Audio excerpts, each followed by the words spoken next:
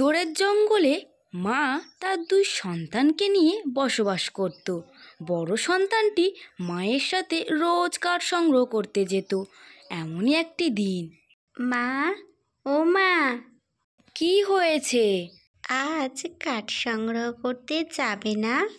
হ্যাঁ, যাব তো। তাড়াতাড়ি চলো, না হলে যে সূর্য উঠে যাবে, তখন আবার কাঠ সংগ্রহ করতে অসুবিধা হবে। তাই তো, চল চল। মা, আজকে অনেক কাঠ সংগ্রহ করব। ও মা, কি হলো, চুপ করে আছো যে? হ্যাঁ, করবই তো। আজ জীবনে সব থেকে বেশি কাঠ সংগ্রহ করব আমরা। আমাদের অনেক টাকা হবে। চল না, তোকে আর বাড়ি ফিরিয়ে আনবো না। মা, তুমি আজ এত চুপচাপ কেন? কোনো কথা বলছো না। তোমার কি কিছু হয়েছে? না রে, কি হবে? চল, শোন। কি মা? তুই আর আমি আজকে আলাদা আলাদা জায়গায় কাঠ সংগ্রহ করব, কেমন? ঠিক বলেছ। নে, তাড়াতাড়ি পা চালিয়ে চল দেখি। তারপর মা পিছু পিছু আর মেয়ে আগে আগে হাঁটতে থাকে। ও মা, মা, ওটা কি গো? ও মা, কি ব্যাপার? মা কিছু বলছে না কেন? টুনি পিছনে তাকিয়ে দেখে তার মা নেই।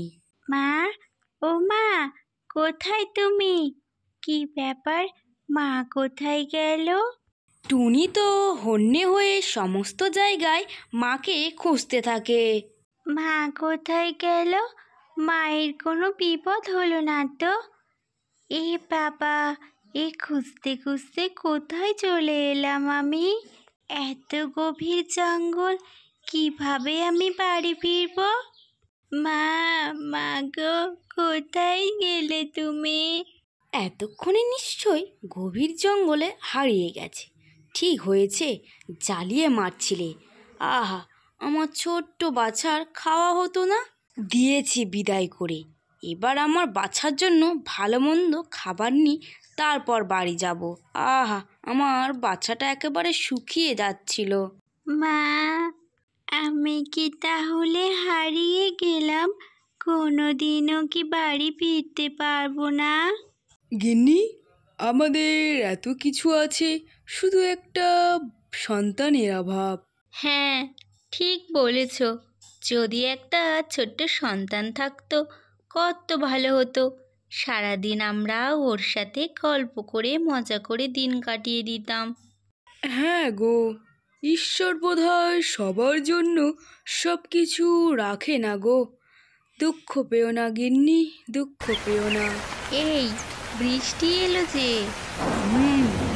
আর এগোনো ঠিক হবে না। চলো, এই জঙ্গলে কোথাও একটা নিরাপদ আশ্রয় খুঁজি।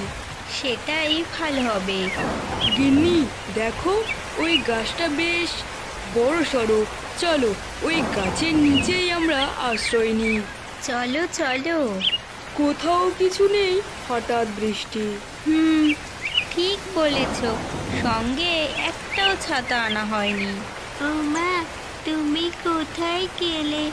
আমার যে খুব ভয় লাগছে। এই এই গিন্নি, বৃষ্টির মধ্যে একটা কান্নার স্বর ভেসে আসছে না জঙ্গলের মধ্য থেকে? এত গভীর জঙ্গলে, তার উপরে আবার বৃষ্টি হচ্ছে, এর মধ্যে তুমি কার কান্নার আওয়াজ পেলে? তুমি শুনতে পাচ্ছ না? কই, না তো।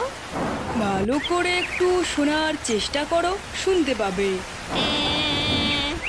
হ্যাঁ, ঠিক বলেছ তো। কে কাঁদছে বলো তো?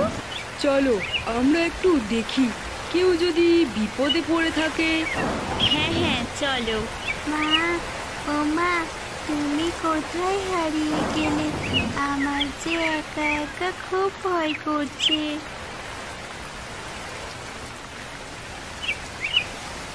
গিন্নি, আওয়াজটা ওইখান থেকে আসছে না? হ্যাঁ। গিন্নি, দেখো, একটা ছোট্ট বাচ্চা একা একা বসে বসে কাঁদছে। তাই তো, চলো ওর কাছে যাই আমরা। ছোট্ট পাখি, কি? আমি। তুমি আমাকে চিনবে না। তুমি একা একা এখানে কি করছো? তোমরা আমার মাকে দেখেছো? না তো। তোমার মা কোথায় গিয়েছে? আমি জানি না। আমি তো মায়ের সাথে কাঠ সংগ্রহ করতে এসেছিলাম। আর আর কি? মা কোথায় হারিয়ে গেল? কথা বলতে বলতে টুনির জ্ঞান হারিয়ে যায়। এ বাবা, এ যে অজ্ঞান হয়ে গেল। এখন আমরা কি করব? এত ছোট বাচ্চাকে তো আর একা রেখে যাওয়া যায় না। ওর বাড়ি কোথায় তাও তো আমরা জানি না। এখন কি করবে সেটা বলো। চলো একে আমাদের সঙ্গে করে নিয়ে যাই, পরের কথা পরে ভাবা যাবে। ঠিক আছে, চলো তাড়াতাড়ি।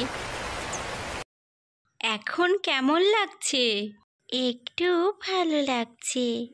ভালো করে খেলেই এই একটু অসুস্থটাও ঠিক হয়ে যাবে। তোমরা খুব ভালো। আচ্ছা, তোমার নাম কি? আমার নাম টুনি। আচ্ছা টুনি, তোমার বাড়ি কোথায় কিছু কি মনে আছে? না, আমি তো রোজ মায়ের সাথে বনে কাঠ সংগ্রহ করতে আসতাম।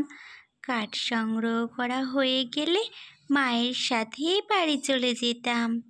আচ্ছা, ঠিক আছে, তুমি একটু রেস্ট নাও। আমি তোমার জন্য গরম গরম খাবার তৈরি করি। গিন্নি, ঈশ্বর আমাদের কথা শুনেছেন। মানে? আমাদের সন্তান নেই দেখে টুনিকে আমাদের কাছে পাঠিয়ে দিয়েছে। ঠিক কথা বলেছ। আচ্ছা, ও চলে যাবে না তো? যখন যাবে যাবে, এখন তো আছে। ওকে আমরা আমাদের সন্তানের মতো করে বড় করব। তুমি ঠিক বলছো তো? এইসব সত্যি হবে? হ্যাঁ বাবা, হ্যাঁ। মা, আর খেতে পাচ্ছি না। আহারে আমার বাচ্চা, না খেয়ে খেয়ে খিদে একেবারে মরে গেছে। সব ওই টুনির জন্যই হয়েছে।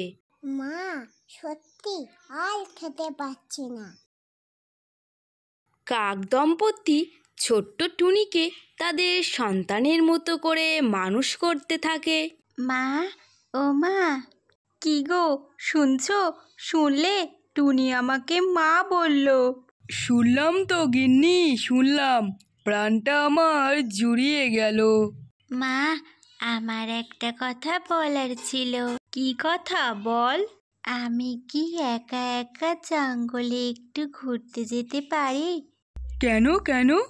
চাই না বাবা, প্লিজ। কতদিন হলো একা একা কোথাও যাইনি। আচ্ছা, ও চলে যাবে না তো? জানি না গিন্নি। কি হলো? দুজনে কি এত কথা বলছো? একা একা যাবি জঙ্গলে? কোথায় কোন বিপদ?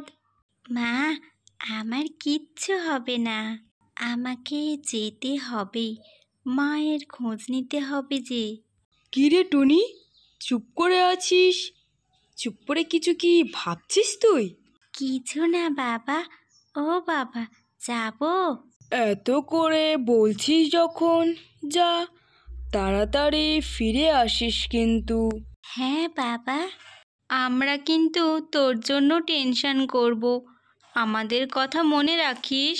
মা, টেনশন করো না, আমি যাব আর আসবো। এই বলে টুনি তার পরিবারের খোঁজে বেরিয়ে যায়। আজকে মায়ের খোঁজ নিতেই হবে। টুনি অনেক খুঁজতে খুঁজতে অবশেষে নিজের বাড়ির সন্ধান পায়। তুমি দিদিকে কোথা দিয়ে এসেছিলে? এতগুলো দিন পর এইসব কথা তুই বলছিস কেন? বলো না মা। ওকে অনেক গভীর জঙ্গলে রেখে এসেছিলাম, যাতে ও ওখান থেকে সহজে বাড়ি ফিরে না আসতে পারে। টুনি দরজার বাইরে থেকে সমস্তটা শোনে। মা বেঁচে আছে আর আমাকে ইচ্ছে করে জঙ্গলে রেখে এসেছিল? না, আর এদের সামনে যাব না, আমার ভালো বাবা মায়ের কাছেই ফিরে যাই। কি গো, এত দেরি হয়ে যাচ্ছে, মেয়েটা এলো না? গিন্নি, চিন্তা হচ্ছে এবার। আচ্ছা, ও নিজের বাড়ি খুঁজে চলে গেল না তো? যাওয়ার আগে তাহলে একবারও বলে যেত না? না, এটা কখনো হতে পারে না গিন্নি। কাক দম্পতি তো মন খারাপ করে বসে থাকে। মা, টুনি। হ্যাঁ মা, আমি চলে এসেছি। কোথায় গিয়েছিলিস মা? কোথাও না মা। মা, আমি তোমাদেরই মেয়ে, তোমাদের ছেড়ে কোথায় যাব? কোনো দিনও কোথাও যাব না। দেখেছো গিন্নি, আমি বলেছিলাম।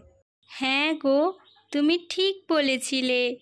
বাবা, মাকে কি বলেছিলে? ও কিছু না রে। তারপর থেকে কাক দম্পতি টুনিকে নিয়ে নিশ্চিন্তে বসবাস করতে থাকে।